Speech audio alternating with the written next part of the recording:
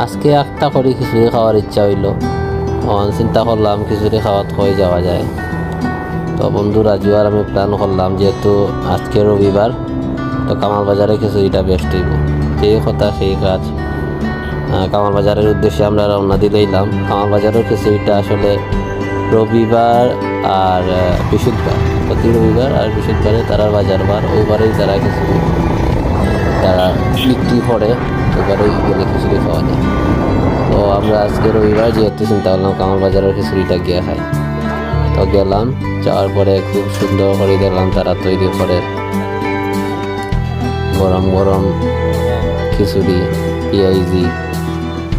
আর order করলাম আমরা খিচুড়ি plate, তারা একদম চিপ, মাত্র আপনি 50 টাকা দিয়ে খিচুড়ি প্লেট অর্ডার করবা, ডিম সহ, ডিম প্লাস চানা প্লাস পেঁয়াজি সহ খাই দিবা এক প্লেট খিচুড়ি মাত্র 50 টাকায়। খাইলে আশা করি ভালো লাগবো। এদিকে আরও ইচ্ছা থাকে ইলান খিচুড়ি বালা পাইন যারা যাইতে পারবা, অন্ত শীতের সিজন আইছে, এই সিজনে খিচুড়ি আসলে একটা মজার খাবার, মাঝে মধ্যে খাইতে পারবা। কামাল বাজারের খিচুড়িটা আসলে আমার কাছে বেস্ট লাগছে।